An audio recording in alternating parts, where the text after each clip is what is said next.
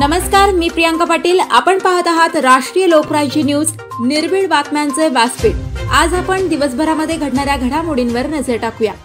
सकल धनगर समाज संगमनेर तालुक्याच्या वतीने उपविभागीय अधिकारी संगमनेर यांना विविध मागण्यांचे निवेदन।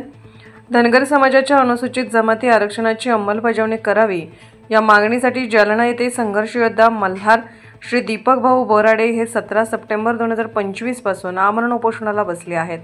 उपोषणकर्ते संघर्ष योद्धा मल्हार श्री दीपक भाऊ बोराडे यांच्या आव्हानाला प्रतिसाद देत राज्यातील तहसीलदार आणि जिल्हाधिकारी महोदयांना समाज बांधवांनी शिष्टमंडळाद्वारे निवेदन देऊन सरकारने एसटी आरक्षणाची अंमलबजावणी करावी। अद्यापर्यंत महाराष्ट्र शासनाने कोणत्याही प्रकारची दखल घेतलेली नाही अथवा आंदोलनाकडे ढुंकूनही पाहिले नाही।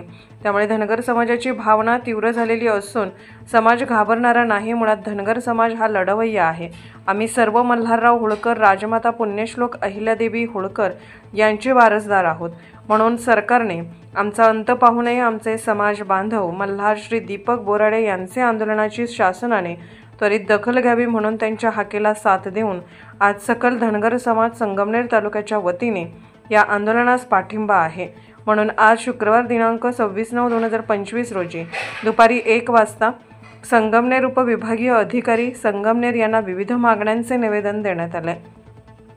या प्रसंगी श्री रवींद्र दातीर, श्री सुभाषराव हळनोर, श्री अमोल खेमनर, श्री मनोहर टेंगळे, श्री मच्छिंद्र शेरमाळे, श्री अमोल पुदनर, बाळासाहेब खेमनर, सचिन राहिंज, दत्ता गळंगे, अविनाश शिंदे, गोविंद खेमनर, संपत गेठे, योगेश शिंदे, किरण पाचारणे आदी उपस्थित होते। राष्ट्रीय लोकराज्य न्यूज नेटवर्क संगमनेर।